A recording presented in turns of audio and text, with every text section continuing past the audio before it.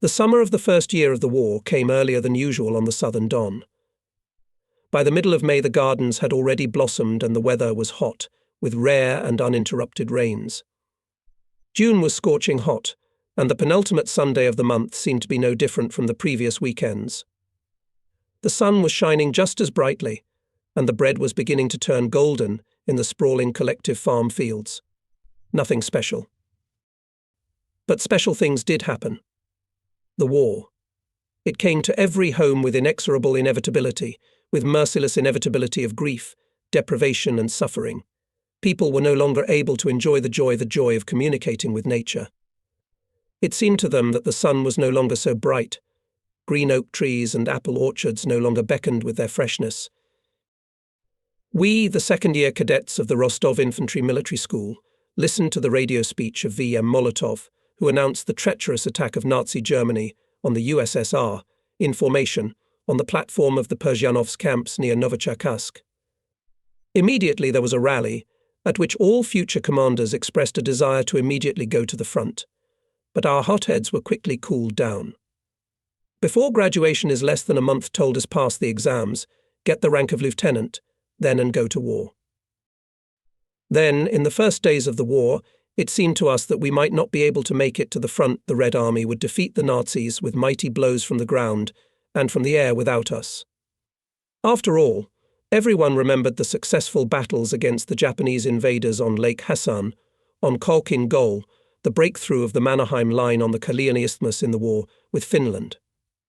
And at the classes on tactics, on other military disciplines, we were convinced of the invincibility of the Red Army, that the war, if it is unleashed by the imperialists, will blaze on the territory of the enemy.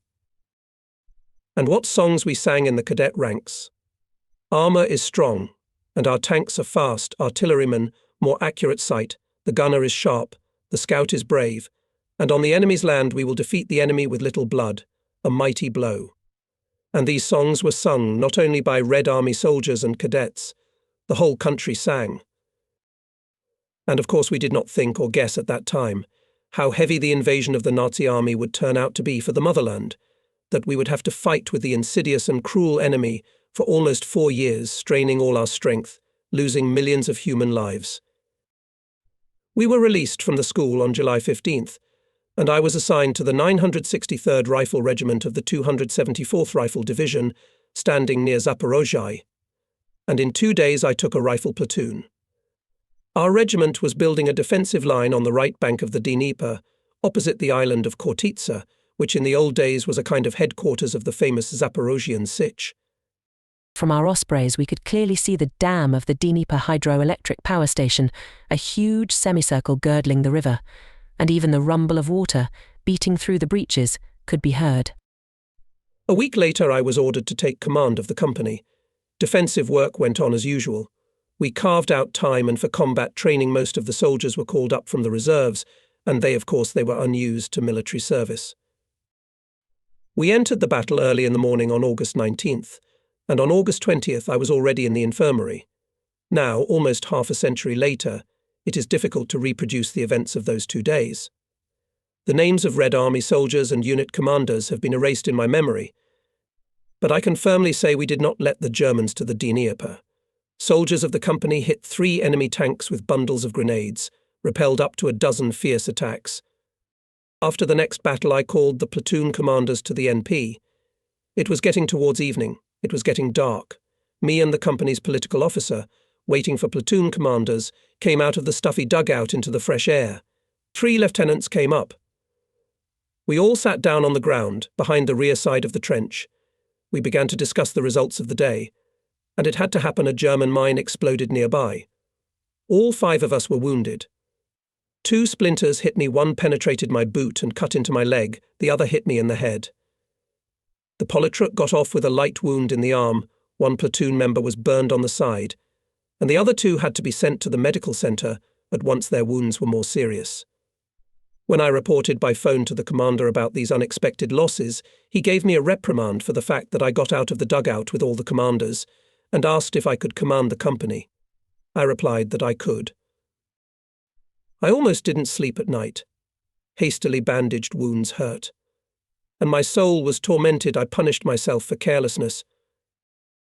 And in the morning again, enemy artillery raid on our positions, and a new attack. And again the soldiers did not falter, they fought back. In the excitement of the battle I felt better, but by evening I felt worse. The Politruk reported about it to the commander, and he ordered to send me to the infirmary. Accompanied by a Red Army medical officer, I wandered along the dam of the hydro station to the eastern bank of the Dnieper. From the infirmary I was transferred to the Novocherkassk evacuation hospital. It was not far from the Perzhanovsky camps, from where we had left for the front a little more than a month ago. I was then only 22 years old, and maybe that's why the doctors quickly got me on my feet already on September 8th. I was discharged with the order to report to the personnel department of the North Caucasus Military District. And from there I was sent to the headquarters of the 343rd Rifle Division, which was being formed in Stavropol. Autumn in the North Caucasus is mild and warm. The leaves on the trees last long, until the first frosts. Stavropol seemed to me a very green city. It was a warm, sunny day when I went to the station square. The building of the Pedagogical Institute, which housed the headquarters of the 343rd Rifle, was located in the upper part of the city, in the central market square, and it was not very difficult to find it. It was a large old stone house with wide corridors and many massive wooden doors. A short, stern-looking captain, the head of the personnel department, looked at my documents, waved my medical certificate, looked at the bandage on my head protruding from under my cap and asked, "Did you get a big scratch?" "Just a scratch," I answered cheerfully. "My leg a little, and here in the head." The captain grinned. "Well, how is it now in the head ringing? It happens." "Do you think well?" The personnel officer smiled openly. "I can't complain." The captain became stern again, remained silent for a few seconds, and then made a note in some journal and turned to the clerk. "Register him to Vasilkov. Then officially again to me you will go, Comrade Lieutenant Normenko, Assistant Chief of Staff of the 1151st Rifle Regiment. As a frontline soldier, you'll be promoted." "How can that be?" I burst out. "I commanded a platoon, a company, and you put me in the headquarters." "That's the way it should be," said the captain. "Bless you," and gave me his hand. It was explained to me that the regiment headquarters was not so far away, and the way to it led along Kavaleriskaya Street, which was a short walk from the Pedagogical Institute. From this street began the northwestern outskirts of Stavropol, which closely adjoined the remains of the ancient Black Forest, once stretched for dozens of kilometers along the course of the River Teshla, snake winding among the wide ravines and deep gullies. Now, from the green massif remained separate Grove City Forest, Forest Russian Dacha, suburban forest. Kavaleriskaya Street, paved with large cobblestones, steeply descends to the Sipyagin Pond. There, in the area of this pond, was the so-called Baibatova Dacha. That's where I had to go. It was there, on the territory of the former pioneer camp, that the 1151st Rifle Regiment was formed. To the left and right along the street, mighty oak trees came right up to the road. Behind the low fences of one-story, well-maintained, whitewashed houses, asters and dahlias were in full bloom. Just out of curiosity, I was looking closely at the names of the streets and alleys crossing Cavalry Street. When I read the next inscription, Krasina Lane, someone called me softly. I stopped and saw a blue-eyed girl in a red chintz dress with large white polka dots.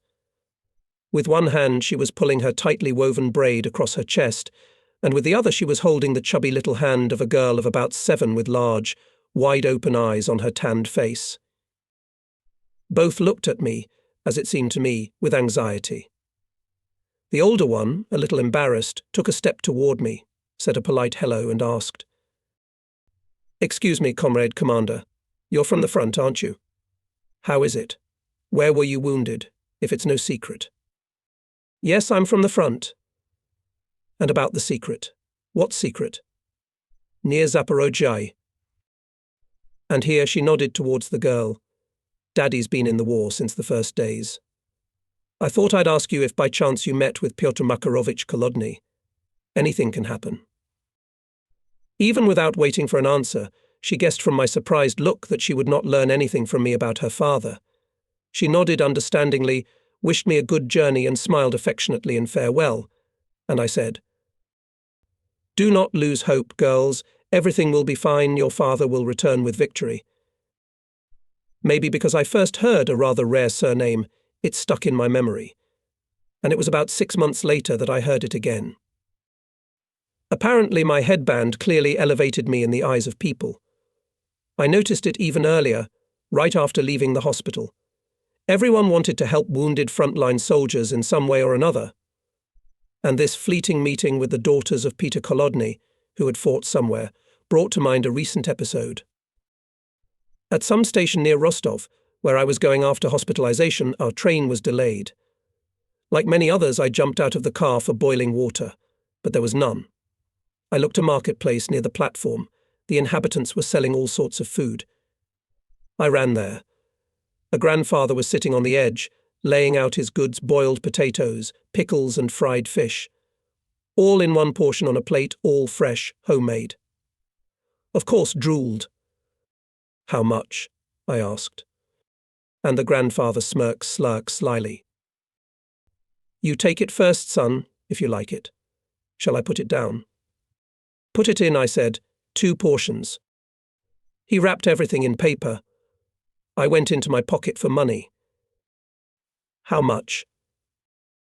"Not a thing," replies the grandfather. "Go with God. Have a good appetite, son. You lay down your life for us, so, get well. I fought in the Civil War, too." Then the locomotive whistled, the train jerked, and soon the station was out of sight. Nothing special happened, but a warm feeling of gratitude for human kindness awoke in my soul. And here before me is a picturesque place, Baibetova Dacha, a vast grove of century-old trees with thick foliage, not yet touched by the autumn yellow. The pond was clearly visible from the hillside, with weeping willows along the banks, their branches, long and flexible, hanging straight into the water. Under the shady crowns of stocky oaks, slender ash trees and mighty chestnuts, tents stood strictly in a row, and military men, serious and preoccupied, scurried back and forth. At the end of the wide alley one could see a 1-storied white house. Judging from the fact that a sentry with a rifle was walking at the entrance, I realized that this was the regimental headquarters. The sentry escorted me to the door and said, "The commander is here." In the large room where I entered, it was hot and stuffy, despite the open windows. 2 men were sitting at the table, a grey-haired lieutenant colonel, who was no longer young, and next to him a stocky major with inflamed eyes. Near the window stood a swarthy, with oriental features of the senior political officer. He reported his arrival to the lieutenant colonel. He leisurely looked through my documents, looked at me once more, and turned to his neighbour. "Here you are, Nachstaba, a new assistant. As you can see, after a wound. A front-line soldier." Major, squinting his eyes, looked at me carefully, studying me, smiled friendly. The senior political officer also smiled and said, "People, already scorched by the fire of war, are very much needed in the regiment." "Well, Lieutenant Nomenko." "Let's get acquainted," said the lieutenant colonel, gesturing me to sit down. "You already know my last name, Vasilkov, and my name is Sergei Dmitrievich, Chief of Staff Ponomarev Nikolai Ivanovich. And this," he pointed his hand at the senior political officer, "our Commissar Sabi, Kalilovich Ibragimov." So began my service in the regiment, with which I did not part almost all 4 front years, and with which I passed from the banks of the quiet Tashla to the Elbe, from Stavropol to Torgau and Prague. Our rifle regiment was formed mainly from the rural labourers of Ipatovsky, Krasnogvardisky, Novoalexandrovsky and other districts of the Stavropol territory called up for military service.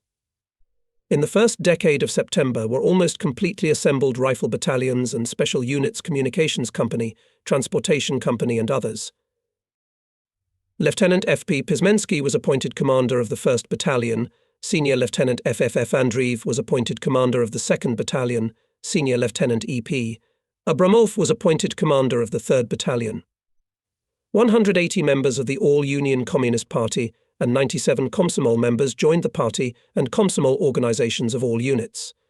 23 company party and 21 Komsomol organizations were established in the unit. The secretary of the party bureau of the regiment was elected political officer I. Antonenko, a man with a long party experience, possessing outstanding organizational skills, the ability to persuade people hotly and persuasively.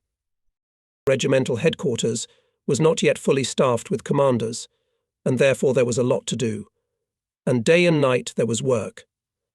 I participated in the preparation of plans for combat training, the development of tactical situation for demonstration and methodical classes, supervised classes in companies, and I had to train the soldiers.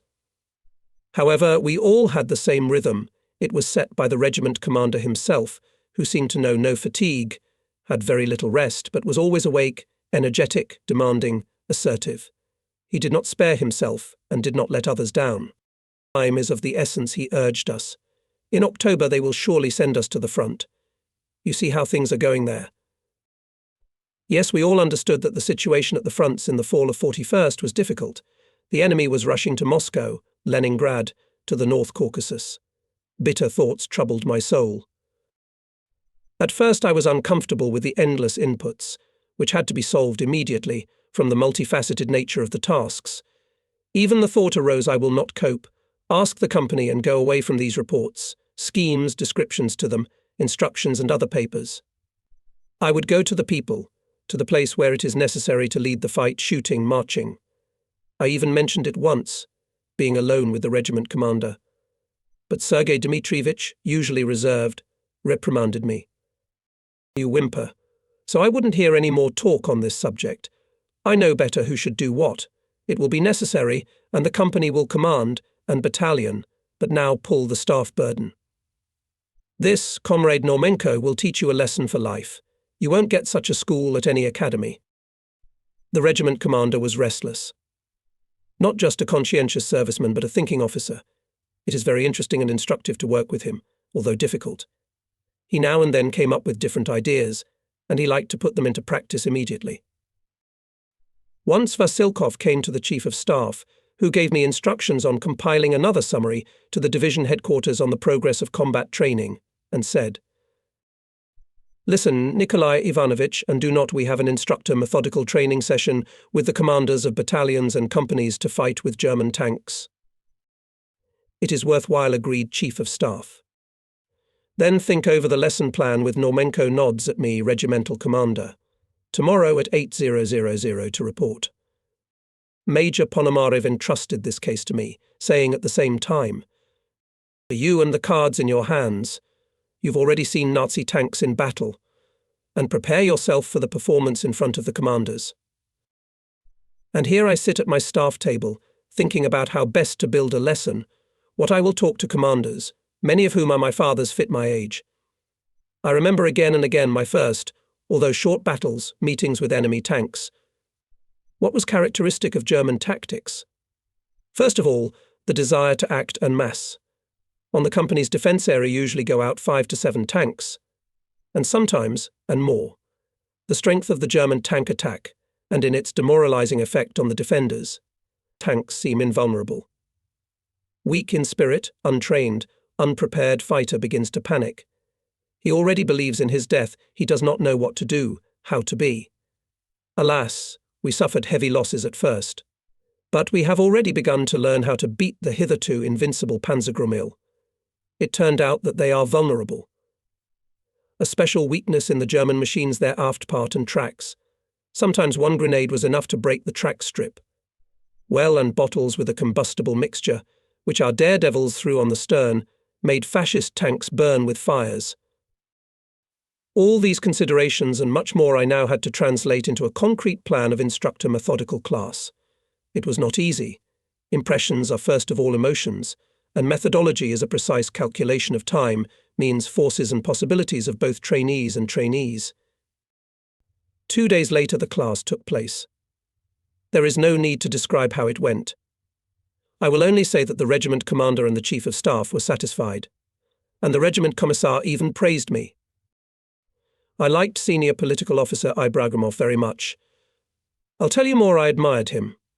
His voice was calm, he spoke with a slight Oriental accent. As if now I see his dry, swarthy face and firm look of surprisingly beautiful eyes. They are a strange greenish-brown colour. One of the staff commanders once remarked our commissar has eyes of khaki colour. Very military eyes, and since the eyes are the mirror of the soul, we can firmly say that the soul of the commissar of the regiment was a real Bolshevik. Always collected, restrained, concentrated, in all matters he delves kindly and at the same time strictly. One can see at once that he knows a lot, but he puts himself in such a way that he teaches people and at the same time learns from them. I saw Sabir Khalilovich in units where he created party and komsomol organizations, talked with fighters, studied their moods and requests. And they always spoke frankly, because he had, apparently, an innate ability to communicate with people in confidence. He was able to inspire them with vigor and optimism, so necessary in that difficult time. I remember such a case. At the drill, one of the commanders of the Horns demanded that the Red Army soldiers sang a popular song before the war, the refrain of which sounded like this: Belarusia native, golden Ukraine, your young happiness. We will shield it with steel bayonets. So the company did not want to sing this song. The singer started another one, to which Comrade reacted painfully. Stand down. Sing as ordered. And the company went, typing step, and was silent. This scene was observed by the commissar. He called the company commander to himself and said, "You remember one thing, the song is the voice of the soul of the people. It is necessary to understand who and what is now in Belarus and Ukraine. When we liberate them, then we will sing with bayonets, we will protect them." The incident, as they say, was over. And a few days after this incident I had to speak to the soldiers more in the role of a political officer than an assistant to the chief of staff. I checked the course of training in the machine gun company. And here was a fighter, Lykomen, his last name remembered, very deftly handled his Maxim. I praised him during a smoke break. He answered properly, and then asked, "How come, Comrade Lieutenant, it turned out that the Germans are beating us?" For 3 months, in fact, to the quiet dawn. What is the reason? As a son of the working people, I want to know. This Lykomen has a bold, even angry look. He's not young, about 40 years old. Other soldiers are standing nearby, waiting to see what I'll say, and how I'll answer. "This is a temporary phenomenon, comrades," I said. "The fascist attacked suddenly, used the surprise factor, showed treachery." "And it doesn't make me feel any better," Lykomen persisted. "Does my wife Frosa or my daughter Varyuka feel better from this temporariness? When the Kraut reaches our Stavropol, what will happen to them? I think so Hitler fooled our government's heads, put our vigilance to sleep, and so we are dragging away." And again he looks at us point blank. And you can't understand what's in the man's heart from gloating he says so, or from a great civil concern. I decided to give him a sterner answer. "You, Red Army soldier Lykomen, be careful what you say. You must have heard what Comrade Stalin said: the enemy will be defeated. And that's it. We must believe in victory, not panic. You've got the Maxim, but the language." And his tongue is like a Maxim's drummer. The men laughed softly.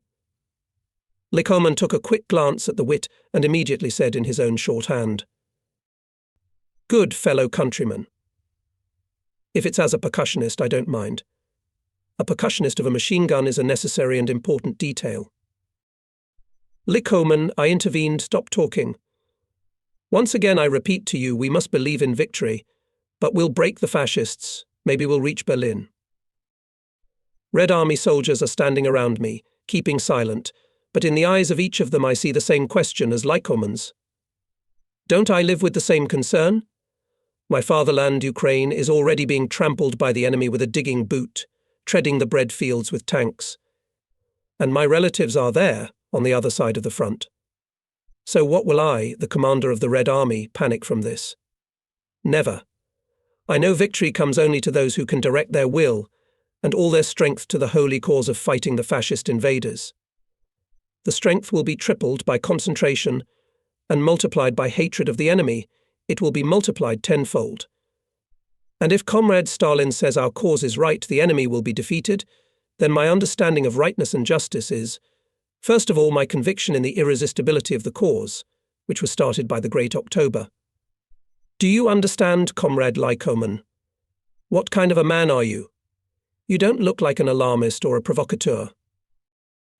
I expressed these thoughts to the machine gunners, and I finished like this. You, Lykomen, you say the German will roll. Is he rolling so freely? No. From the first day the Red Army has been defending steadfastly. Look at this at Smolensk, the fascists were held off for 2 months. Sevastopol stands heroically. And the further we go, the stronger our blows will be. We are still learning how to fight a real war. Let's, comrades, I turn to everyone. Do not guess about whether the German will come to Stavropol or not, and learn to fight. It will be more profitable. By the way, the fascist can be beaten. He only declared himself invincible, but in fact drags away if you pin him down. I noticed that the tension in our conversation seemed to have subsided, and that machine gunner, Lykomen's fellow countryman, pushed him with his shoulder. Well, Danila Alyich, as they say, we'll live not die. And if we do, we'll die heroically. And why are you sticking to the comrade lieutenant with your questions? He's trying to teach everyone to understand the maneuver, so that tomorrow you won't get killed for stupidity. Understand? Instead of whining, you'd ask your comrade lieutenant to tell you how a German is beaten. He's already fought and even got wounded. I told the men about my first fights, and as if anew I experienced in those minutes and trembling expectation of the fight with the enemy, and felt the acrid and sour smell of smoke from the German shell bursting, and saw a 40-50 shell. And though I had not been at the front for long, the impressions of the war had already entered me deeply. They included fear of a Messer diving at you, of a rumbling tank plunging straight onto the fragile berm of your trench. And they also turned into hatred for Hitlerites, who, covering themselves with armor, trample our land, burn towns and villages, kill, torture, rape my mothers and sisters, Russians, Ukrainians, Belarusians and other Soviet people. For what? For the fact that we lived according to our own Soviet way of life without landlords, capitalists and other exploiters. That we have created a society of free labor and faith in the high reason of man, unprecedented on earth. That we love this world of socialism that we have created. One of my first acquaintances in the regiment was the commander of the 2nd Rifle Company, Senior Lieutenant Pyotr Vasilievich Kiryanov. He was almost 20 years older than me, and grey hair had already silvered his head. During the Civil War, Kiryakov led a detachment of Red paratroopers on an armoured train, fought on the Polish front, crushed the white gangs on the Don, Kuban, Stavropol, then worked in command positions in VCK and Ogbiu. Lively, sociable, sturdy, Peter Vasilievich immediately aroused sympathy from people. He loved and knew how to talk about his life, about his friends, with whom he fought on the fronts of the Civil War, willingly shared memories of meetings with Sergei Mironovich Kirov, together with whom he fought in the North Caucasus. The political commander of this company was Viktor Ivanovich Dudnikov, young, medium height, with an unruly bush on his forehead. He and the commander were firm friends, were inseparable, and I liked their comradeship. It was especially valuable in the conditions of war and served as a good example for others.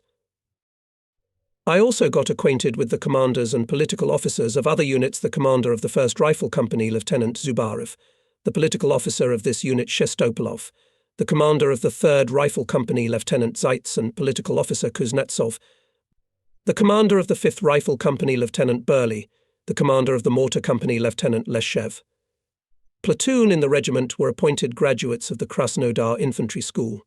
All of them had a solid military training. I recognized many of them quite well. I would like to say a special word about political officer Georgy Ilarionovich Borozintz. Before mobilization, he worked as a party leader of a large collective farm. He came to the regiment from the first day of formation. For 6 months he was a political officer of the communication company, and then he was elected a partorg of the regiment. Looking ahead, I note that Borozinets went through the whole war in this position, finished it with the rank of Guards Major, and with 4 battle orders on his chest. Georgy Illarionovich was 10 years older than me. He was already over 30. Everyone in the regiment knew the party leader, both communists and non-partisans. And he seemed to know everyone, sincerely reached out to people, and those reached out to him. In the days of the formation of the regiment military camp on the territory of Baibatovo, Dache resembled a huge human anthill. Soldiers were clearing the places for new tents from bushes, removing brushwood and fallen leaves, laying paths, levelling the grounds for formation and drill training. On the main avenue leading to the headquarters building, there were colourfully decorated boards with slogans urging the fighters to study hard and beat the hated enemy. The camp quieted down late in the evening, but in one cabin the lights were often kept on until the morning. I spent the day and night there. Of course it was our headquarters. And here I must say warm words to the Chief of Staff, Major N.I. Ponomarev. In his 43 years he looked young. Nikolai Ivanovich's character was calm. You could easily talk to him, consult with him. Major was extremely attentive to the interlocutor. Often when talking brown eyes squinted slightly, and thick and wide eyebrows converged at the bridge of the nose. He appreciated a joke and liked to joke himself. Scheduled classes on combat and political training, as a rule, were held in the field, behind the northwestern outskirts of the city. This place was called Roll. Quite a large plain was cleared of stones and bumps overgrown with bushes. We studied from dawn till dark. Of course it was not easy to learn, but the soldiers and commanders well understood the complexity of the situation and did not spare neither effort nor time for training. On the roller were installed homemade stuffed animals to teach the techniques of bayonet combat, dug trenches with communication lines. Their broomsticks were camouflaged with turf. Here we practiced firing techniques with various weapons. Fighters learned to throw grenades. One morning I arrived at the firing range, which was equipped for a stone quarry. There the second company was engaged in firearms training. Senior Lieutenant P.V. Kiryakov welcomed me cordially. "And where is the political officer?" I asked. "Checking targets. By the way, a month before the start of the war, Dudnikov graduated from the courses of political staff of the reserve and Bainaksk, shoots well with pistol and rifle. I was drawn to the firing line. V.I. Dudnikov came up to me, said hello. "They say that you are almost a sniper," I said. "Well, I'm far from being a sniper," smiled the politruk. "And I learned to shoot when I served in the army, and then in the police, where I worked as a senior instructor of the political department in the regional department." I knew that the regimental commander and the chief of staff would come to the company in the afternoon, and I told Kiryakov and Dudnikov about it. "Well, guests are always welcome," said the company commander, "the bosses even more so." He left platoon commander Junior Lieutenant Yakovenko to lead the firing, and the 3 of us went to the tent city. Soon there came Lieutenant Colonel S.D. Vasilkov and Major N.I. Ponomarev. Company commander reported to them on the progress of combat training. "We, Comrade Lieutenant Colonel," said Kiryakov, formed departments on this principle, that each was either participants in the fighting at Hassan, Khalkhin Gol, or Red Army soldiers who learned the Soviet-Finnish War. They pass on their experience to those who have not yet served in the army or served long ago. Each such fighter, Dudnikov added, supervises 2 or 3 comrades. In fact, we now have 2 or even 3 instructors in each squad, not counting the commander. And now they teach the fighters. And they seem to be doing well. And the Red Army soldiers are all trying. They realize that we are preparing for a serious war. "Do you recognize the best?" Vasilkov asked. "We celebrate every day without fail." "Here, look," supported the commander political officer, pointing to a plywood shield nailed to a pole, dug near the tent. On the shield at the top was written death to the German invaders. Below it were 2 sections: on the left the task of the day, on the right today's honoured. And even lower the 3rd section, the content of which was determined by the inscription before the judgment of his comrades a fighter. There, however, was no surname.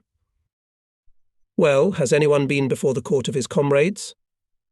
the regiment commander asked.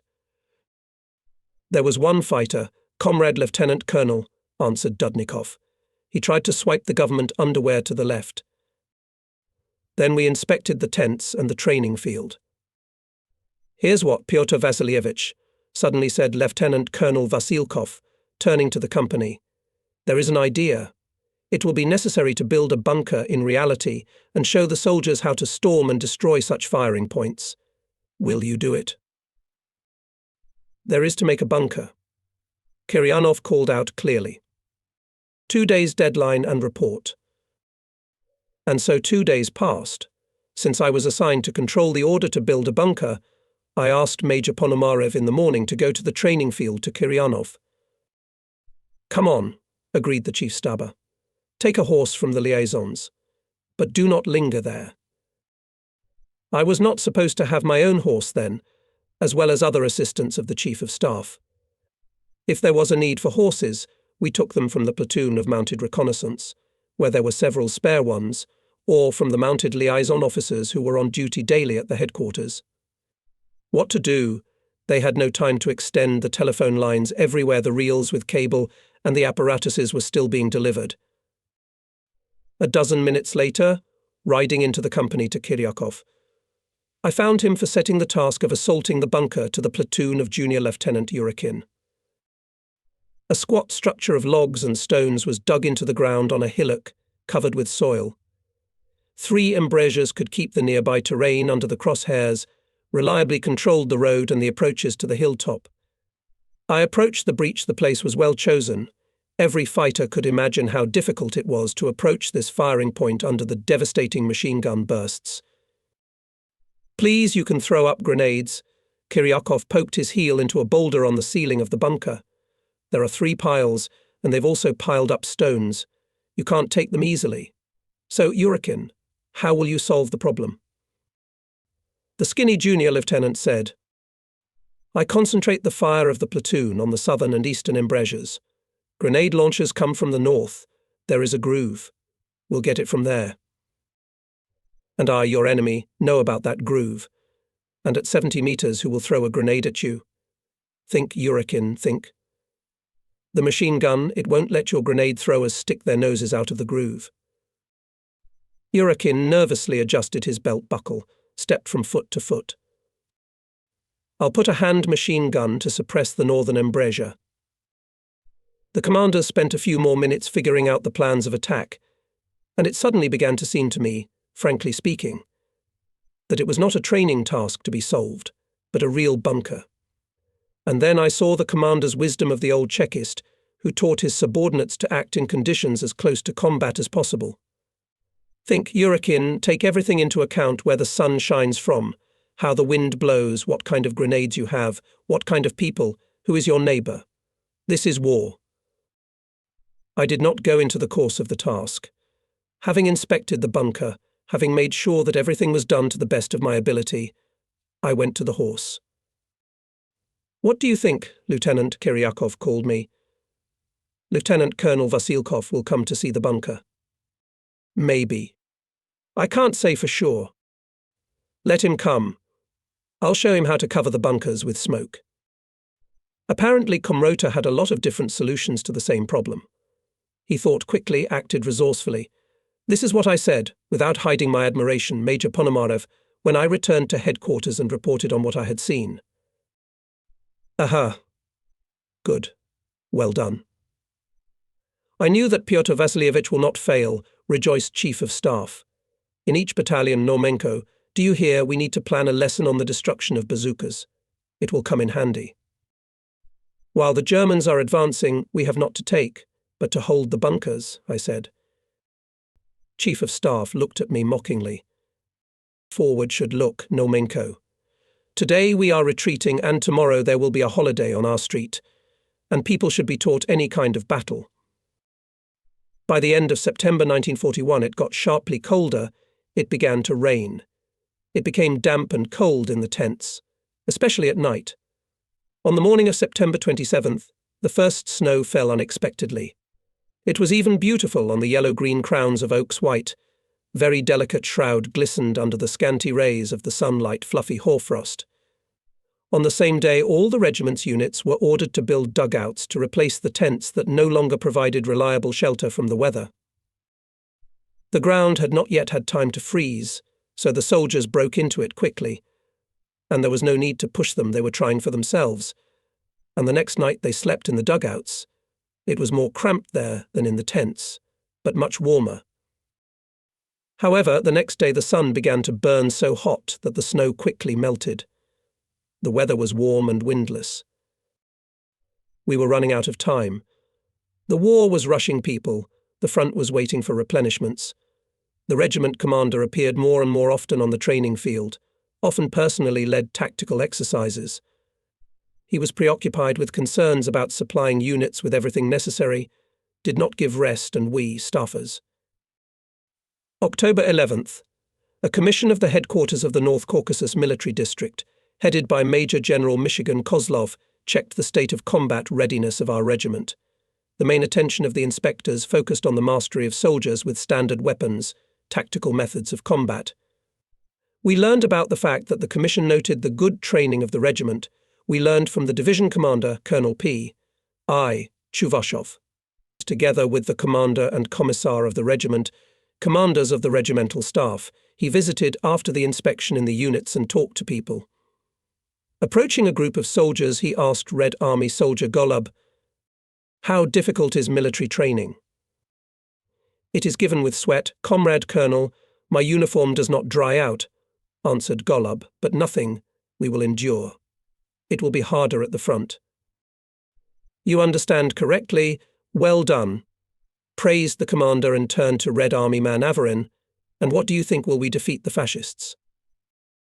"I think so, Comrade Colonel. Our ancestors crushed different conquerors many times, and we also have enough strength and skill to defeat the fascists." "You think right, Comrade Fighter.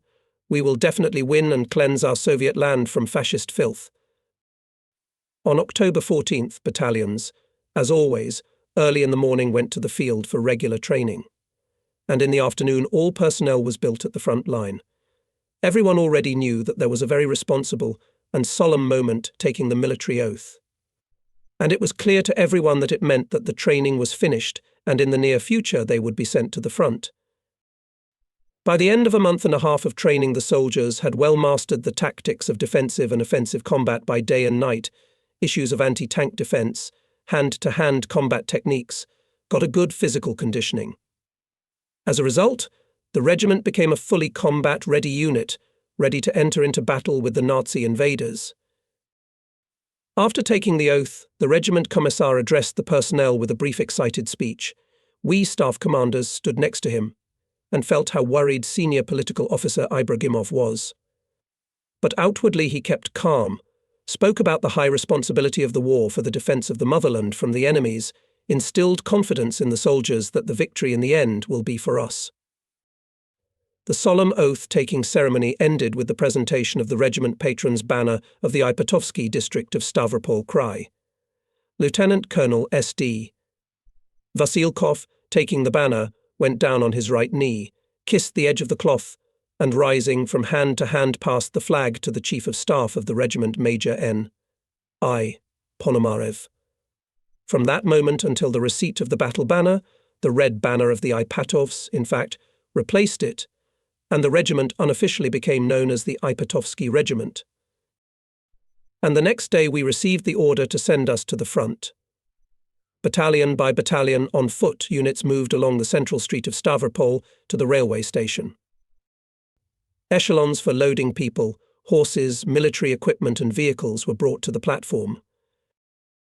Not wide, but long platform was filled with numerous seeing-off mothers, wives, children of soldiers and commanders, most of whom, as already mentioned, were local residents.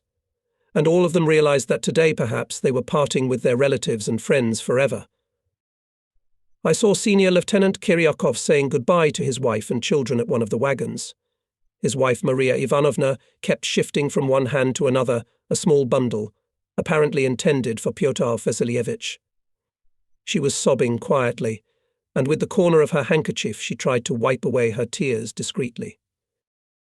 "Pete, my dear, take care of yourself, write to us more often." We'll be waiting for your news every day." The grey-haired company commander pressed his son to his chest, stroked his curls, kissed him. "Masha, take care of the children," he said to his wife in a soft, deaf from excitement voice. "They will soon grow up and become your assistants." On the platform appeared the commander and commissar of the regiment, accompanied by the duty officer.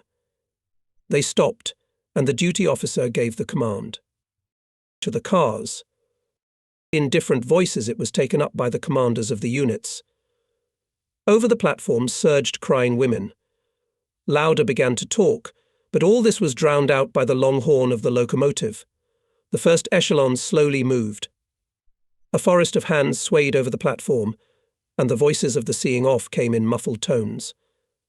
The soldiers smoked in silence. Each of them had not easily endured parting with relatives and friends. In the car, where the headquarters of the regiment cramped, but all the staff equipment, communication equipment and boxes with documentation were dispersed so that at the first need without much difficulty could be used for their intended purpose. Before sending echelons, commander and commissar of the regiment received in the division headquarters maps of the combat area, familiarized themselves with the operational situation. The 343rd Rifle Division, which included, in addition to our 1151st Regiment, the 1153rd and 1155th Rifle Regiments, as well as the 903rd Artillery Regiment and other special units, came under the command of the commander of the 56th Army, Lieutenant General F. N. Remezov. It was to defend Rostov-on-Don, to which the 1st Tank Army of Hitler's General Kleist, which was part of the group of fascist armies south, was rushing. The Germans aimed to seize Rostov before the onset of cold weather by all means, and thus provide themselves with the opportunity to further advance to the Caucasus. Late in the evening at the Kavkazskaya Junction station, our echelon made a brief stop and then moved on. In the evening we passed Rostov-on-Don. On the night of October 16th, 1941, the echelons stopped at the stations Kopy and Seniavka, which are located on the section of the railroad between Rostov and Taganrog. Hitler's military leadership rightly considered Rostov-on-Don as the gate of the Caucasus. That is why our Stavka of the Supreme Command set the task to the troops of the Southern Front, and specifically the 56th Army, to firmly close this gate. The 343rd Infantry Division was ordered to take up the defence in the area of Siniavka Station and to prevent the breakthrough of enemy tanks and infantry along the highway from Taganrog to Rostov. Our 1151st Rifle Regiment was to ride this highway. Lieutenant Colonel S.D. Vasilkov gathered the commanders in the staff car and explained to us the task. "It is quite possible," he said, frowning, "that we will have to be the first in the division to take on the enemy's blow, and on the most dangerous direction. Therefore, in each department should be allocated from among the most reliable fighters to 2 tank fighters." Unloading of the regiment's personnel was carried out late at night on October 16th. It was cold. In addition, it began to rain. The first thing that people saw was a fire. Railway station Sinyavka was bombed by fascist planes during the day. Station warehouses were burning. One could smell the acrid, bitter odour of burning grain. Crimson flames illuminated broken cars, destroyed station buildings. From the side of Taganrog came the sound of artillery cannonade. Faces of soldiers became stern. They were uncomfortable from this first vision of war. They unloaded quickly. Here and there muffled words of commands were heard. The men formed into columns, and the units marched off into the dark night. An annoying, tedious rain soaked the ground, and the road up the hill became slippery. Battalions went to the specified area. The platoon of mounted reconnaissance under the command of Junior Lieutenant P. K. Borkut arrived here before the others. After him came the 2nd Rifle Company of Senior Lieutenant P. V. Kiryakov. It was tasked to fulfill the first combat mission to set up sentries.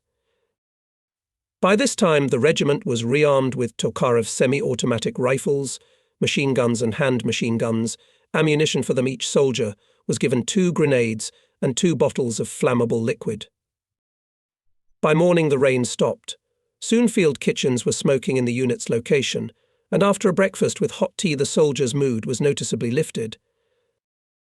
We in the headquarters became aware that our troops are fighting in the area of Taganrog.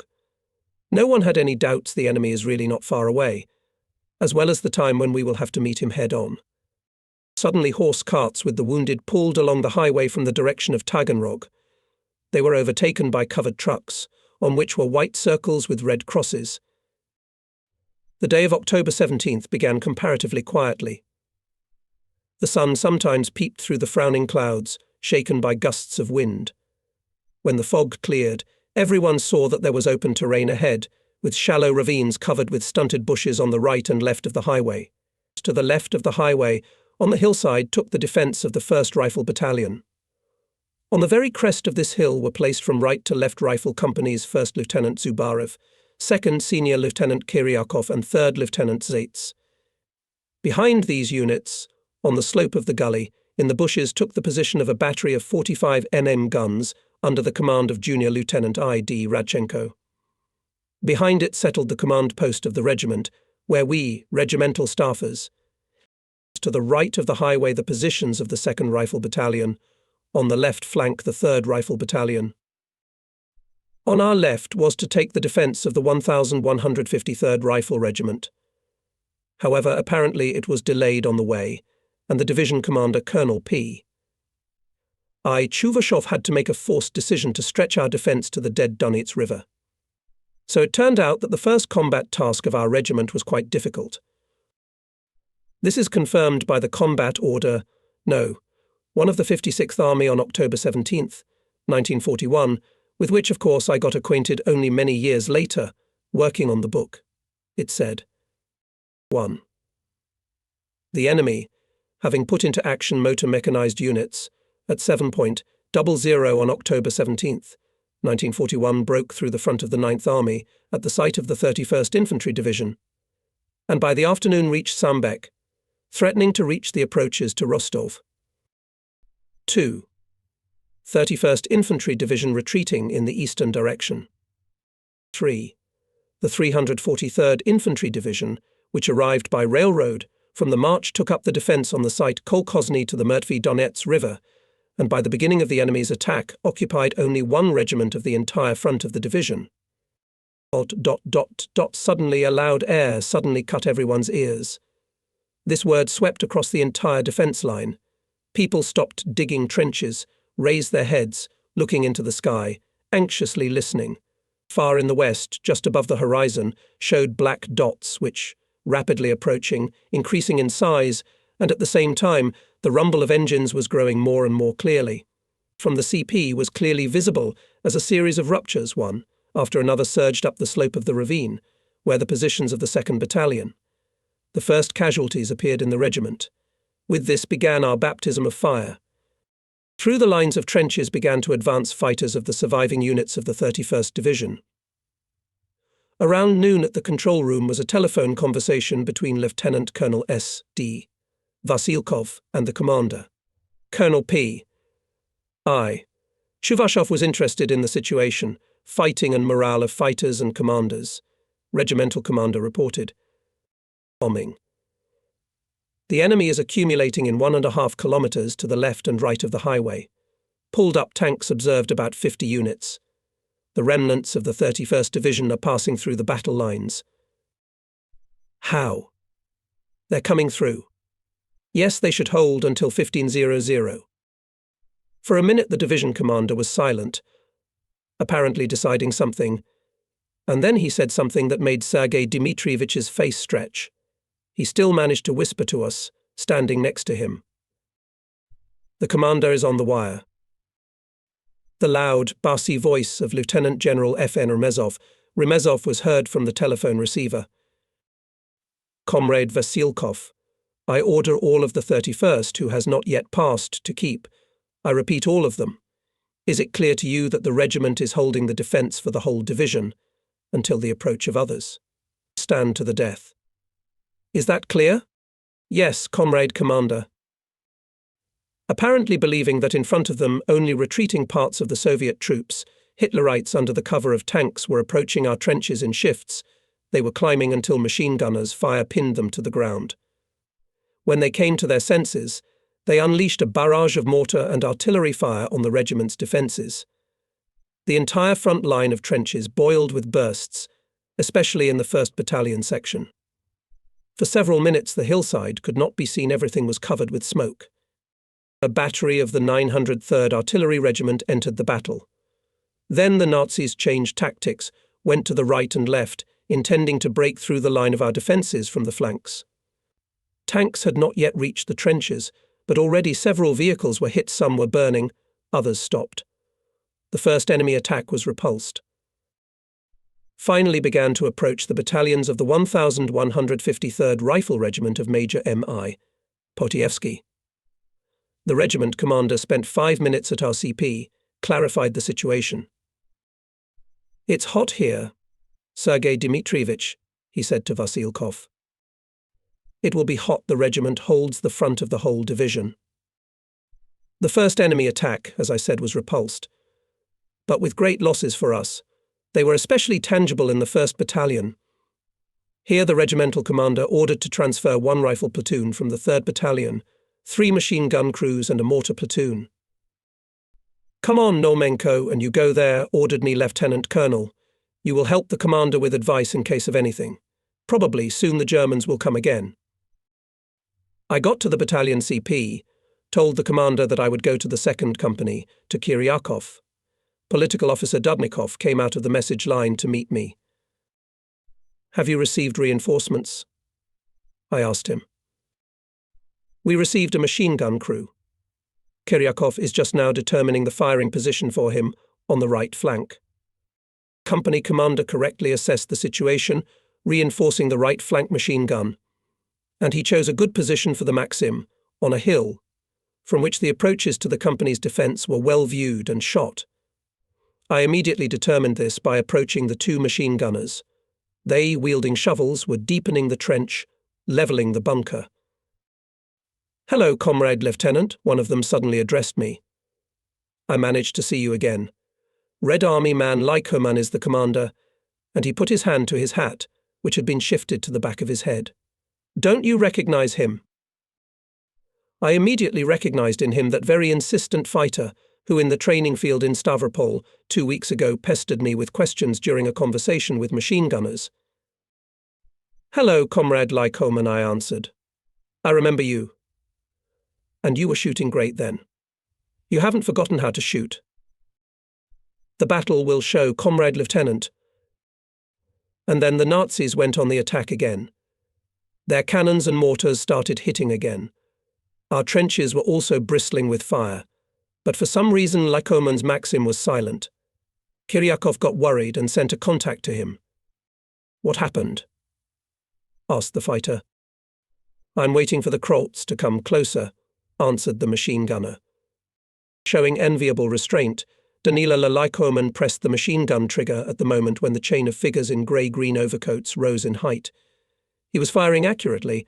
I noticed how many of the attacking Germans fell to the ground and did not get up. When a group of fascists did break through to the front line, grenades went into action. Enemy mortars and guns opened fire again. Trenches and trenches in many places were blocked by shelling. From bursts of bombs, shells and mines it was difficult to breathe. Suddenly someone shouted. The commander was killed. I looked back at the voice and saw Kiryakov lying in the trench, half covered with earth. He was killed by a fragment of an enemy shell that had exploded nearby. That's how Pyotr Vasilievich died on the first day of the battle. He went through the whole civil war, and here. Political Officer V. I. Dudnikov took command of the company. On the same day was mortally wounded and machine gunner Danila Lykoman. His wife Frozia did not wait for him. But I learned about it later, being in the regiment headquarters, where I was informed about combat losses. The spearhead of another attack of Hitlerites had to the junction of 1151st and 1153rd regiments. The Germans threw there up to 20 tanks, 10 of which broke through the fighting order and began to go to the rear of our regiment. It was a critical moment. At the CP realized that now decides the fate of the battle. Well, gunners, on you all hope. exclaimed Lieutenant Colonel Vasilkov, giving orders to the commander of the battery of 45 cannons, Junior Lieutenant Radchenko, and the commander of the battery of 76 guns, Senior Lieutenant Kostin, to destroy the tanks that had broken through. Under mortar and artillery fire, the calculations were deployed. The guns were put on direct aim. The horse drivers took the horses. The German tankers, probably, did not fear a meeting with our battery and went without special precautions. From the regiment's CP it was seen how the Nazi tanks divided into two groups. One of them moved to Kostin's battery, the other towards the 40. The artillerymen opened fire. The tanks responded with shots from their guns. In our calculations appeared killed and wounded. At one gun only the loader Ivan Voloshin was left. For the gunner to the panorama stood Junior Lieutenant I.D. Radchenko. 3 enemy vehicles were coming to the 40-50. Radchenko broke the caterpillar of the lead tank with a precise fire, and it turned on the spot, and the other 2 turned back.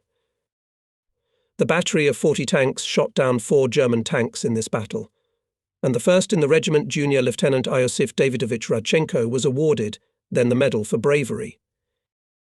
At the time when Radchenko's battery was repelling a tank attack, fascist shells one after another were tearing at the positions of the 76 battery. There were fewer and fewer men left at the guns. Senior Lieutenant Konstantin Dmitrievich Kostin also justified the hopes of the regiment commander. Calculations of his battery destroyed 2 tanks. We lost a lot of soldiers and commanders on that hard day for us.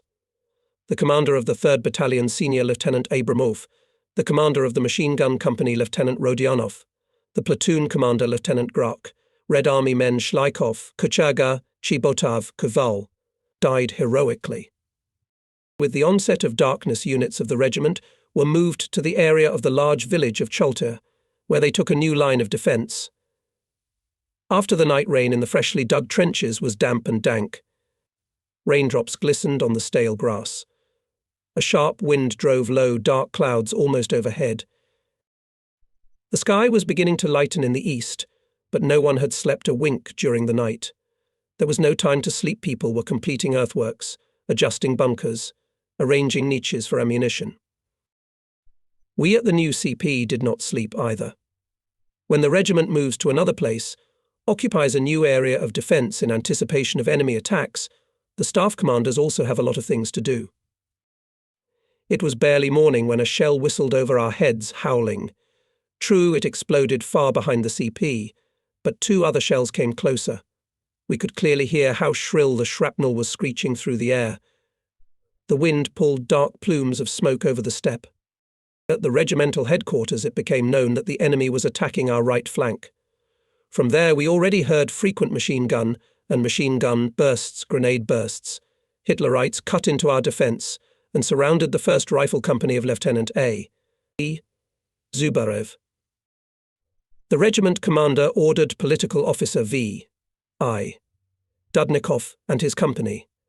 I. Dudnikov with his company to counter-attack the Germans from the flank, and the Nazis were thrown back behind the front line. In this battle distinguished a group of soldiers of the 1st Company led by Petty Officer P. I. Shelkoprasov. The brave communist several times raised his soldiers in counterattacks, persistently destroying the enemies, but during one of them and himself fell to the death of the brave. Towards evening a fog began to roll in from the Azov Sea. It was coming as a dense, cloudy grey wall, covering first the German positions, and then ours. Even the shots began to sound less and less often. The night passed quietly. But as soon as dawn came, the fascists resumed their attacks. In this and other days the regiment fought hard, but firmly held its positions. In this we were strongly helped by the Marine Brigade, which arrived at the neighbouring defence area.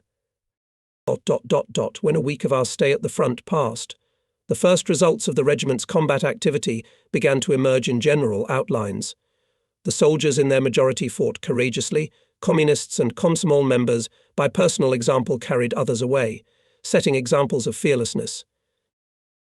The most reliable source of information about the feats of arms was our Partorg of the regiment Politrukai. Antonenko, an experienced party worker and a great man of heart. He always had information about communists, Komsomol members, and non-party members who distinguished themselves in battles. Communist Sergeant Nikolayenko, commander of the 4th Rifle Company, was given the task to destroy 2 enemy firing points. Having correctly assessed the situation, he and his squad went into the flank of the Hitlerites.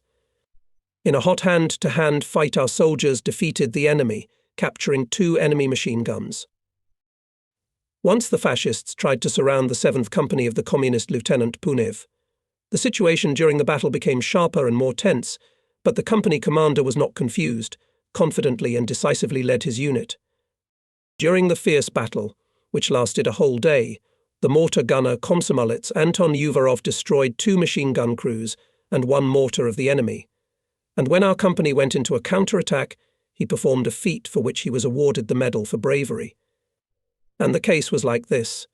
1 enemy machine gun was beating with flank fire and did not allow our fighters to move forward. By this time Uvarov's mortar was out of action, and the commander ordered him to destroy the enemy's firing point with grenades. Clinging tightly to the ground, Uvarov crawled to the hillside, from where the enemy machine gunner was firing. Having reached a wide bush of grass, Uvarov looked around and moved even closer, without noise. Now he could clearly see the Hitlerite, who, carried away by the shooting, had not noticed him.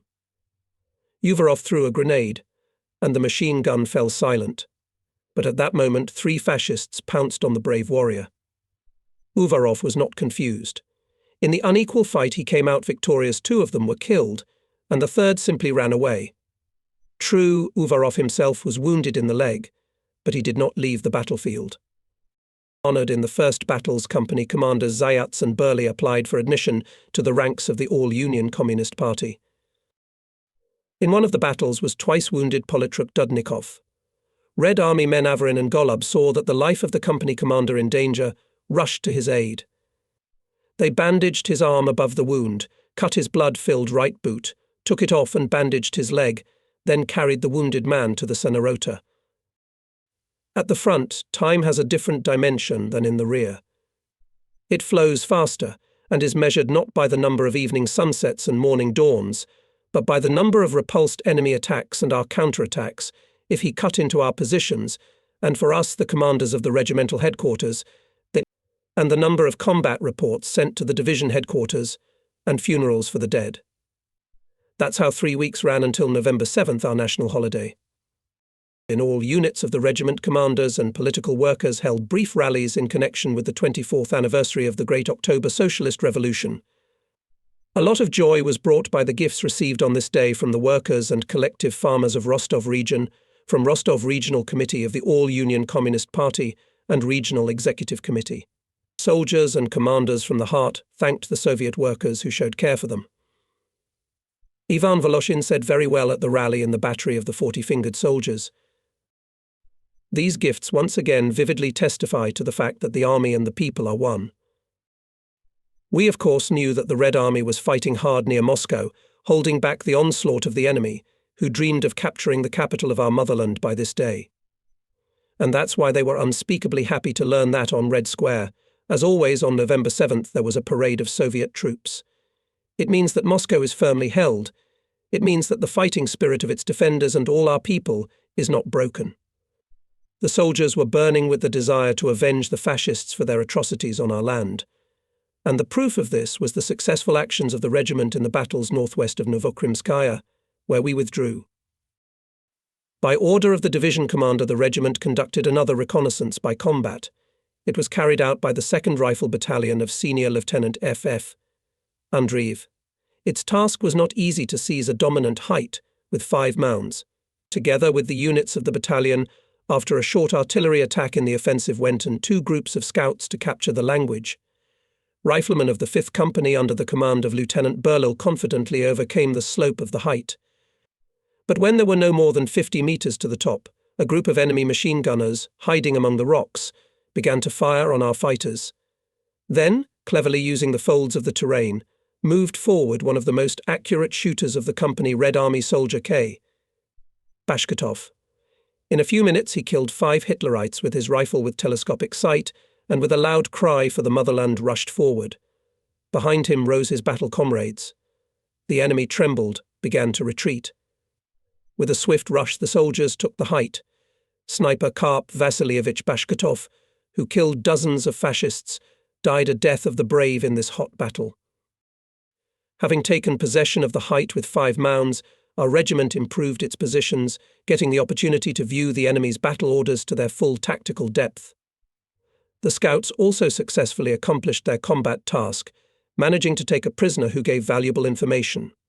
It became known that the Germans would soon go on the offensive to capture Rostov-on-Don. And indeed, on November 17th, Hitler's command, not counting losses, threw large forces of infantry and tanks in the offensive on Rostov. On November 19th, the fascists broke into its outskirts. On November 21st, they captured the city. Parts of the 50th Army were forced to withdraw behind the Don River. Our regiment steadfastly held the defence in the Chulta direction, fulfilling the task of preventing the enemy tanks from breaking through to the city from the west, but was, like the whole 343rd Division, cut off from the operating crossings across the Don. By order of the army commander, the division withdrew to the area of Nizhny Nilovskaya village, where it crossed to the left bank of the Don. Events on the southern front were unfolding in the meantime, according to the plan planned by the Soviet command. By the morning of November 25th, units of the 56th Army were in readiness for an offensive to liberate Rostov-on-Don. In the 343rd Infantry Division were created assault battalions, which were the first to force the Don, break into the city, and provide a crossing for the main forces. I suggested to the Chief of Staff of the regiment that our assault battalion was headed by Lieutenant F.P. Pismensky, who had shown himself well in previous battles. Major reported this to Lieutenant Colonel S. D. Vasilkov, and he agreed with the opinion of the staff. By the morning of November 27th, assault battalions moved to the initial position for the attack. The water in the Don and its channels had just frozen. Thin ice barely allowed the movement of infantry on it, completely excluding the crossing of artillery. We naturally realized that it would be difficult for the soldiers to dislodge the enemy from the coastal positions, not having in the battle order of the infantry escort guns, which would destroy targets that were not suppressed during the artillery preparation. But what to do? At 6 the artillery preparation began. Exactly 1 hour later, the assault battalions began to force the Dop. Assault battalion of our regiment went first in the division. I could see from the CP, located on a hill on the left bank, how in the pre-dawn twilight the soldiers ran along the ice. True, many of them slipped and fell, but immediately got up and continued to rush forward. About an hour later, Lieutenant Pismensky reported by telephone to the CP that the first trench on the other side of the Don had been cleared of the enemy. It was already dawning when the main forces of the regiment 2 battalions began the crossing, and the artillery transferred the fire deep into the German defence.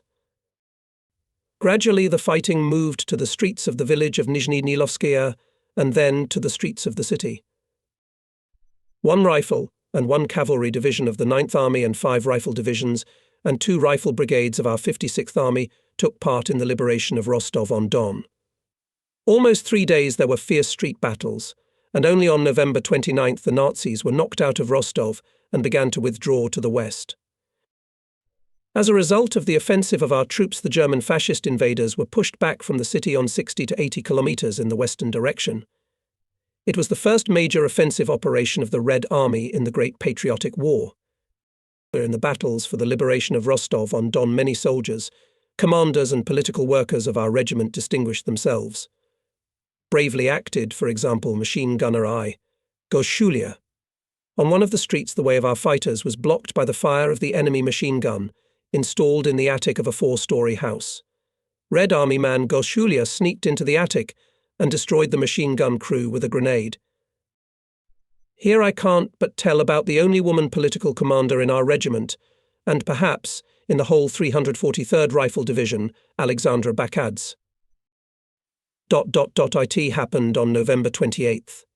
The machine gun company, in which Sasha was a political instructor, was advancing with battles along one of the city streets.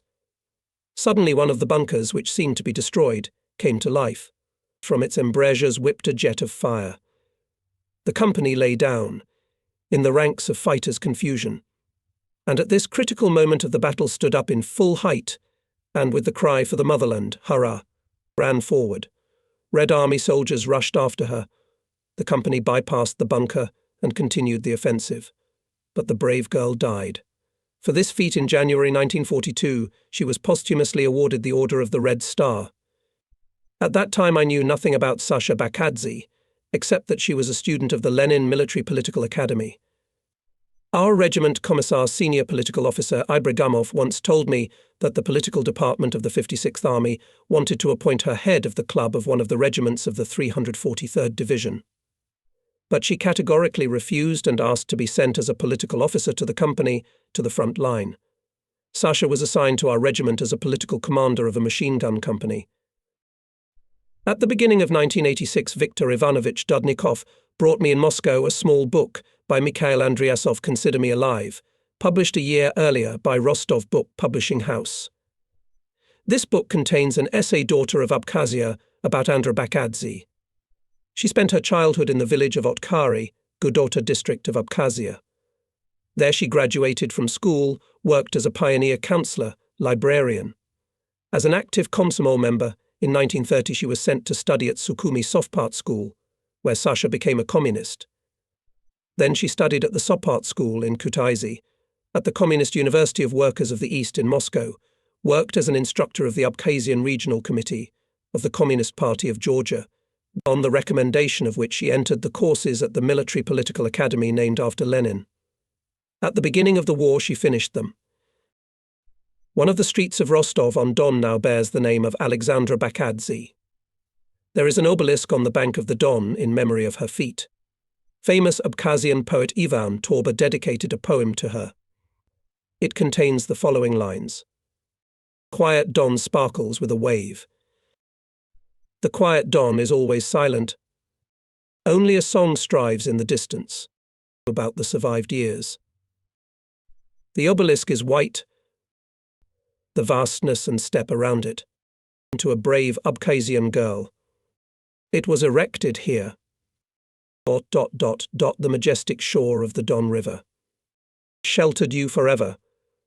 Proud of your immortal glory. Quiet Don, like a man. In the battles for Rostov, the fame of another girl of our regiment, Komsomol girl sanitary instructor Maria Kukarskaya. She carried 80 wounded soldiers and commanders from the battlefield. In the battles for Rostov, many of our comrades in arms were killed. Many were wounded, including the Chief of Staff Major N.I. Ponomarev. With sadness I parted with Nikolai Ivanovich before sending him to the hospital. This knowledgeable and energetic staff commander taught me a lot. In his place was appointed Senior Lieutenant V. Stepanov. But less than a month he fulfilled this position. December 4th died. On November 30th the regiment, conducting offensive battles, came to familiar places in the area of Chaltyr, Kopi, and on December 1st, without meeting strong enemy resistance, was already near the station Sinyavka. By the evening of December 2nd, the regiment reached the eastern bank of the Mayas River, where it occupied a new line of defence. On January 8th, 1942, I was awarded the next military rank of senior lieutenant. I had to take off from overcoat buttonholes 4 cubes faced with red enamel, still pre-war factory production, and 2 of them to add to the buttonholes of the uniform. But there was nothing to attach to the buttonholes of the overcoat. There was no military store nearby. The gunsmith petty officer Klyaev, whom everyone at the regimental headquarters called by his name and patronymic Mikhail Ivanovich, because he was much older than us, helped us out. The petty officer made 6 kubari from a brass casing and handed them to me with the words, "Wear them for your health, comrade senior lieutenant. God willing, I'll make sleepers for you when you become a captain." But the most significant for me event of those days was another. At the regimental party meeting I was accepted as a member of the All-Union Communist Party. The regiment commander, Lieutenant Colonel S. E. Vasilkov, the Commissar Senior Political Officer SX. Ibragimov and the Partog Regiment Political Officer I. Antonenko vouched for me, giving recommendations. And the party card was handed to me by the head of the political department of the 343rd Infantry Division Battalion Commissar Alaska Tichenko. After the death of Senior Lieutenant Stepanov, I was appointed Chief of Staff of the regiment. Things and worries, of course, increased. But I was not afraid of work. 4 months in the position of Chief of Staff taught me a lot. But my promotion was overshadowed by a heavy loss for all of us. Lieutenant Colonel Sergei Dmitrievich Vasilkov, the regiment commander, died like a soldier at a battle post. Coming from a working family, he devoted his entire conscious life to the cause of serving the working class. As a 17-year-old boy, Vasilkov joined the Red Guards and defended the freedom and independence of the young Soviet Republic with a weapon in his hands. From 1919 to 1921, he was in Lenin's personal guard. During the years of service in the Red Army, he repeatedly performed the most important tasks of the command, showing bravery, courage, initiative, was twice wounded in battle. Major I. F. Kilchevsky, who had previously commanded the 1155th Rifle Regiment of our division, was appointed the new regiment commander. The most joyful event in December for us, the frontline soldiers, as well as for all Soviet people, was of course the Red Army counter-offensive near Moscow, which began on December 5th. It lasted more than a month, and every day we heard on the radio, learned from newspapers more and more new names of villages and towns near Moscow, liberated from the enemy, and on December 16th, the Nazis were knocked out of Kalinin, over which again rose the red Soviet flag. All of us admired the firmness and courage of the defenders of the capital, who managed to throw back the Nazis from its suburbs beyond the Moscow region.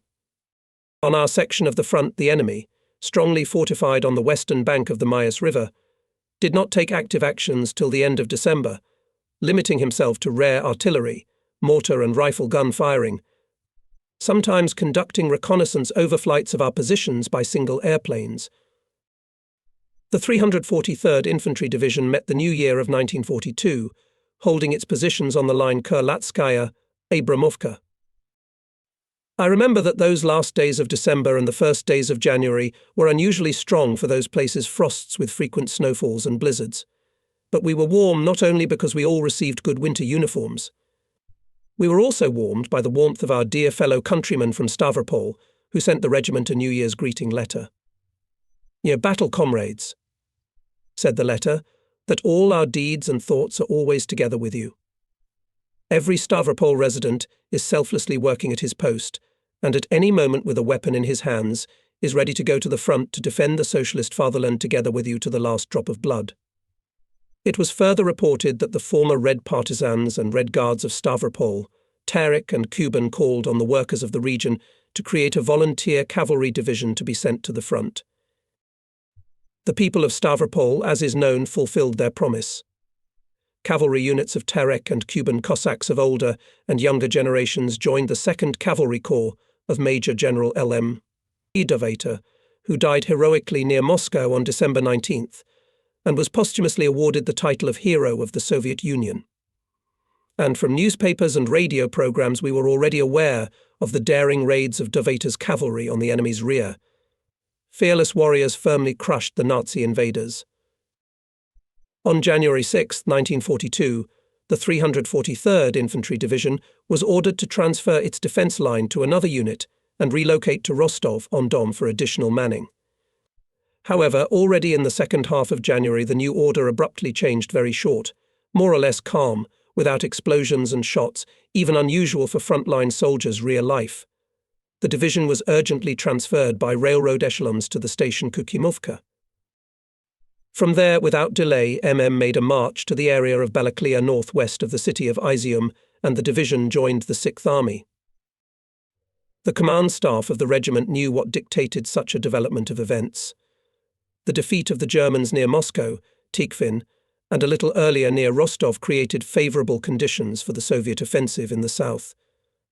The command of the southwestern direction, with the approval of the Supreme High Command, began regrouping the forces, concentrating them on the distant approaches to Kharkov. In January-February, it was planned to carry out a number of offensive operations, using in them completed units and formations with combat experience. At the end of January, our regiment took the defence at the line of Krasnaya Gusarovka, Collective Farm 1st May, Shirovka. It coincided with the publication of the decree of the Presidium of the Supreme Soviet of the USSR on awarding a large group of Soviet soldiers and commanders for the exemplary performance of combat missions of the command at the front line of the fight against the German invaders, and the valour and courage shown. Among them were our soldiers. The Order of the Red Banner was awarded to the battalion commander Lieutenant F.P. Pismensky, the Order of the Red Star Regiment Commissar S.X. Ibradomov, who was recently awarded the military rank of battalion commissar, the Medal for Bravery. Lieutenant Azdotov, Red Army Men VP, Litvinov, Anuvarov and others. The situation was tense. Not a single day was not without skirmishes with the enemy, without a firefight or an artillery duel. Repulsing enemy attacks, we ourselves often went into counterattacks. Now to me, as Chief of Staff of the regiment, all the information from the units about the fighting, so I was always aware of events and knew about all the distinguished in battles with the enemy fighters, commanders, political workers. The armoured gunners of the regiment deserved high praise. We have seen with our own eyes that Soviet anti-tank guns an effective tool in the fight against enemy tanks. Lieutenant P. Ovchinnikov skillfully commanded the company of anti-tank guns. Each armoured gunner perfectly knew the weak, vulnerable places of enemy tanks. Especially distinguished in these battles Red Army Danilevsky, Berezovsky, Gosyanov, Kovrishkin.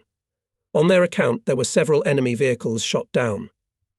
5 days almost without breaks there were fights. Hitlerites fiercely resisted. Some settlements more than once passed from hand to hand. At storming of Kisely village, the 1st Rifle Battalion was in a difficult situation. 2 battalions of enemy infantry, supported by tanks, attacked it in the flank. But the commander Nikolai Abulkov, only the other day received the rank of senior lieutenant, was not confused. He quickly deployed the companies and himself struck in the flank of the Hitlerites, which was a complete surprise for them. Taking advantage of the confusion of the fascists, the soldiers broke into the village and, without giving the enemy a moment's hesitation, seized its northern outskirts. Then the regiment was assigned the task to advance to the northeast, to reach the right bank of the Seversky Donets and to liberate the settlement of Gaivka. Battalions concentrated in Ploskoye Tract. The soldiers lay down in the deep snow, and the frost hit 30 degrees, and only we were about to move forward as in the sky appeared a dozen German dive bombers U-87.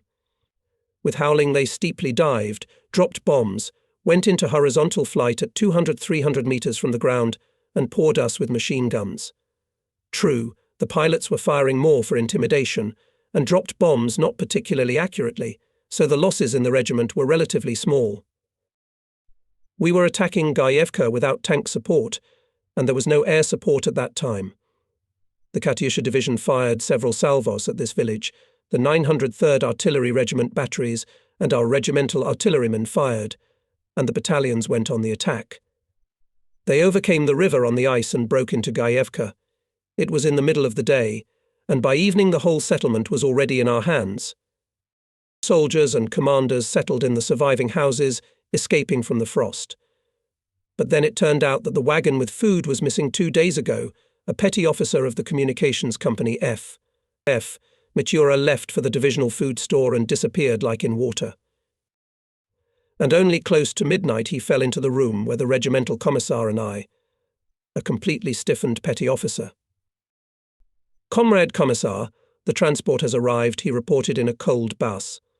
I apologize for the delay, but we had a misfortune on the way.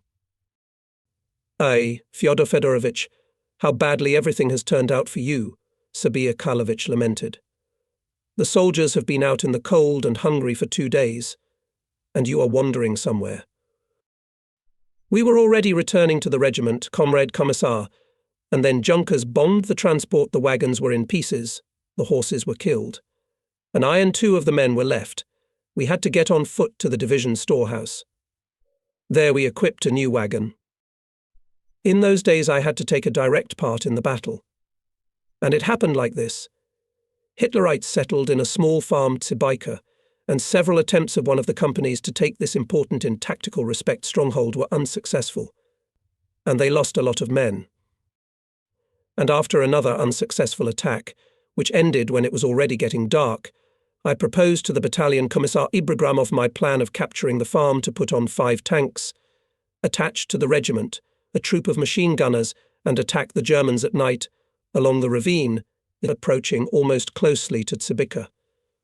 On our side speed and surprise, I convinced the Commissar. Besides, the Germans do not like to fight at night. Well, Yura, said to me Sabir Halovich, your initiative you and act. Ours at night I with 36 machine gunners went to the tankers. We put on white coats. I agreed with the commander of the tankers on the order of action, distributed the machine gunners on the cars. We set off on the road. The moon was shining weakly from behind the clouds, and when our small column approached the farm, we could orient ourselves and chart the further paths of the tanks with paratroopers. As expected, our night attack was a complete surprise for the Germans. The tankers opened fire from cannons and machine guns, we from automatic rifles, and the fascists, having lost more than 30 people killed, left Sibiha. A few days later, Viktor Ivanovich Dudnikov, who was wounded, if the reader remembers, in the November battles near Rostov, knocked and came into the hut, where the Commissar and I were having breakfast. Comrade Battalion Commissar, he reported, political officer Dudnikov, after being cured in the hospital, arrived for further service. Sit down, Viktor Ivanovich. Have a refreshment with us together, Ibragimov invited him. Where did they fix you up? In Stavropol Hospital. I'm very glad that I managed to return to my native regiment again. Where will we assign him, Chief of Staff? There are political officers in the rifle companies, but the transport company has no political officer or commander. I'll report my opinion to the regiment commander to appoint you, Viktor Ivanovich, as political officer of the transport company. And until the company commander arrives, you'll be in charge of him. Do you mind, Nakhtaba? No, of course not. Dudnikov told us at breakfast about how Stavropol lives, how toilers of the region help the front. Tomorrow we'll gather platoon agitators, the Commissar told Dudnikov. Tell them about it, and now go take the company. A week before the 24th anniversary of the Red Army, after several days of hot fighting, the 1151st Rifle Regiment finally knocked out the Nazis from the village of Nizhny Beshkin. The enemy perfectly understood what great importance had this settlement, which was at the crossroads, and therefore fought fiercely for it. But the onslaught of our fighters was unstoppable. In operational reports on the battles for this village, which were compiled in the headquarters, most often mentioned the name of Lieutenant N.D. Abukov, commander of the 1st Battalion. And it was not by chance. The initiative, energetic young commander boldly led fighters in attacks. Endowed by nature savvy, resourcefulness, quick reaction, Nicholas was able to find the right way out of the most difficult situations. The soldiers of his battalion in the regiment were called briefly and expressively Abukovsi. They were proud of this, and with great respect for their commander, a man of strong will, unparalleled courage. The soldiers loved him for the fact that in difficult front conditions he showed them fatherly care, was able to instill in them vigour and confidence in their abilities. And I really liked Nikolai Abukov, a dense, stout man, with a handsome face, a little curly-haired, with a charming smile and an invariable pipe in his teeth. At night, Abukov's battalion went into a ravine on the outskirts of the village to make a sudden flank attack on the enemy.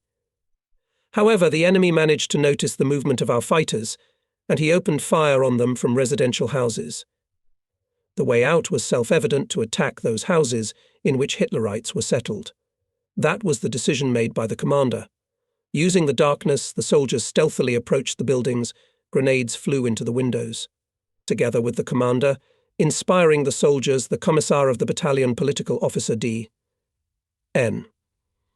Likvery acted skillfully.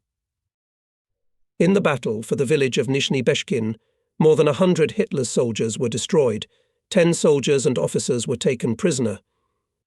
Among military trophies there were 6 machine guns and hand machine guns, 2 mortars, 53 mines, 20 shells, over 5,000 cartridges, 2 wagons, and a whole warehouse with ammunition. On the eve of the Red Army Day, looking through the next issue of our divisional newspaper Heroic Campaign, I noticed a small note letter to a fighter, the first lines of which interested me and made me strain my memory. Our fighter T. Kolody PM. keeps in constant touch with his fellow countrymen. In one of his letters, he assured them that he would bravely and mercilessly crush fascist rapists, ruining our towns and villages. Railroad workers were the head of the distance track T. Ermashov sent a letter in reply. "Good afternoon, Comrade Kolodny," they wrote. "We received your letter and we are very glad that you are alive and well, skillfully and courageously defending your native land. We promise that here in the rear we will be worthy of you." Isn't that Peter Kolodny, I thought, about whom I was asked by a blonde girl in Stavropol in September 1941, when I was walking from the division headquarters to the regiment I shared my guess with Sabir Karlovich Ibragimov. "Well, it is quite possible that it is him," said the commissar of the regiment. "He came from Stavropol.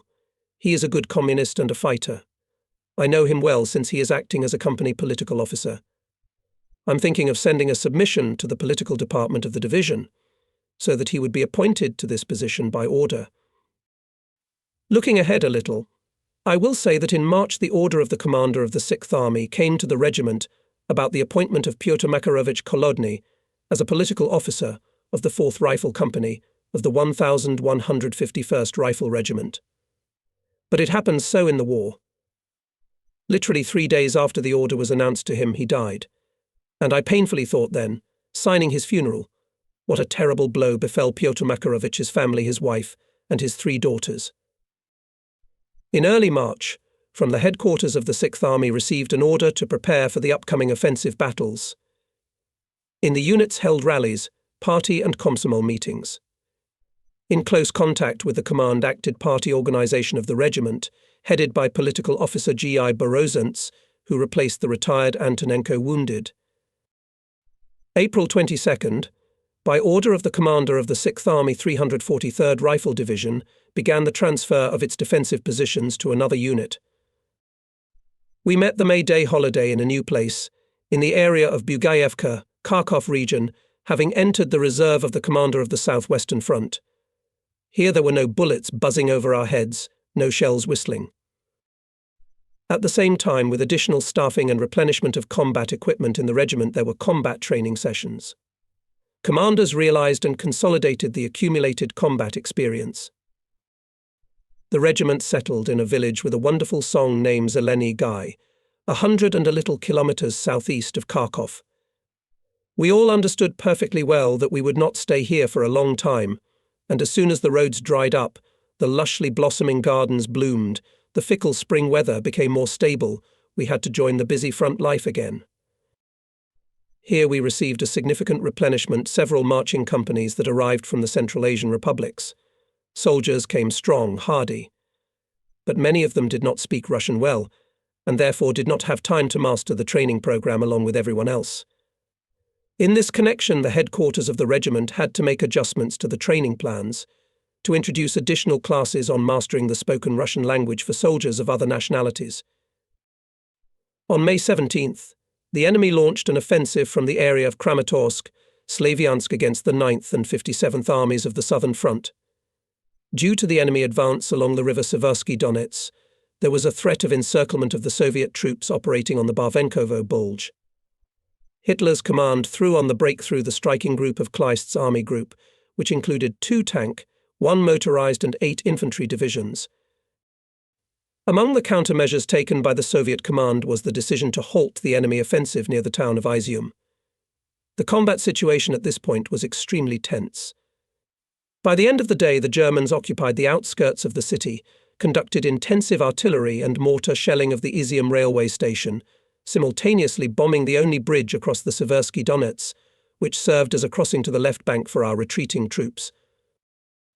May 18th, 343rd Infantry Division was raised on alert and began the march to Izium. And on the next day the combat order came to force the Seversky Donets and take Izium. 2 regiments, 1153rd and 1155th, were to force the river north of Izium and knock the Germans out of the city. And our 1151st Regiment was tasked by the division commander to cross the Seversky Donets south of Izium, capture the heights where the enemy was entrenched, and thus block the city from the south. These heights were about 1 kilometer from the shore, and between them and the river was a fairly dense forest area. Regimental Commander Major I. F. Kilchevsky decided to carry out the crossing at night on improvised means. Battalions were to concentrate in the forest, and at dawn after a short artillery preparation to attack the enemy.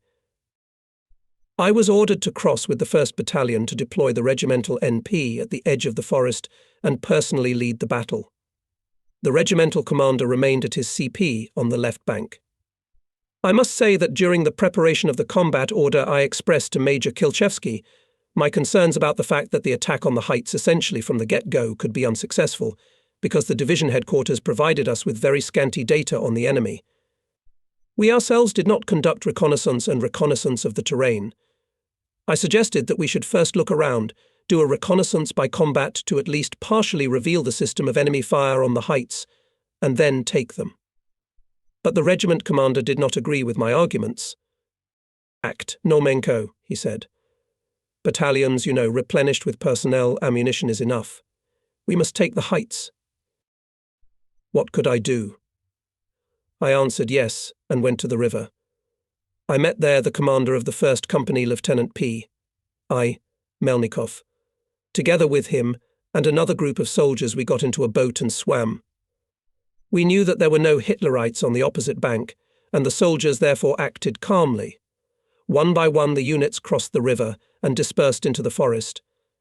Fascists, probably, did not find out our crossing. In any case, they did not conduct massive fire on the river. Only occasionally slapped into the water shells, raising foamy fountains. And it had to happen that one of the shells exploded on the water, not far from the place where I was sitting on the right bank, watching the fighters crossing. In the darkness I didn't notice the explosion. I only felt how the blast wave shook me and felt a ringing in my ears. Then the ringing stopped, but my left ear started to ache, as if water had got there. I did not pay attention to it then, but I began to hear worse. And only after the war, in 1946, when I entered the academy and passed the medical commission, the otolaryngologist discovered a scar on the eardrum of my left ear. That's when the trace of the frontline contusion opened up. At dawn our cannons and mortars struck from the left bank of the river, the heights were covered with smoke from shell bursts, and our battalion went on the attack. We had to overcome some 300 to 400 metres of open space between the forest and the first trench of the enemy defence on the slopes of the heights. I could clearly see from the NP how the targets of the 1st Battalion Riflemen were running in friendship. But not even half the distance to the enemy trenches they lay down.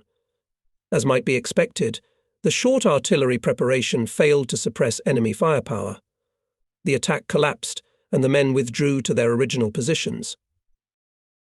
I reported this to the regiment commander by phone, asking him to repeat the fire attack, although, frankly speaking, I did not count on it much. I knew that the regiment was not full of shells and mines at that time. But maybe the division headquarters would help. In response, I heard the irritated voice of Major Kevsky. "I have no fire, Normenko, no, but that by evening the heights were taken." Understood. That day 4 times went to attack the soldiers, but all to no avail.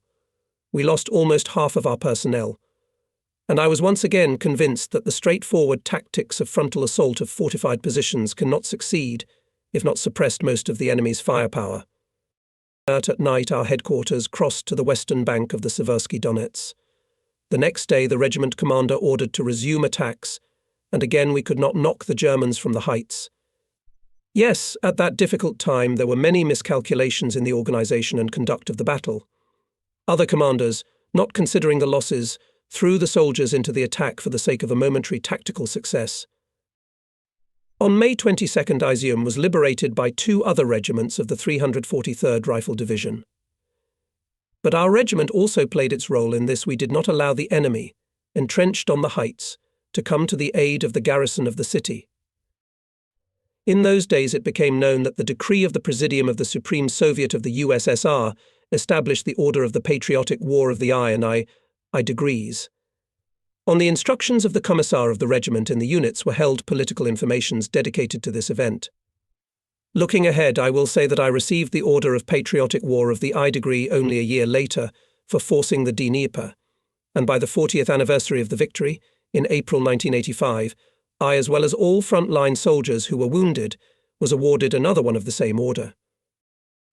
On May 23rd, Kleist's army group joined 10 kilometers south of Balaklia with parts of Paulus's 6th Army, encircling our troops on the Barvenkovo Bulge.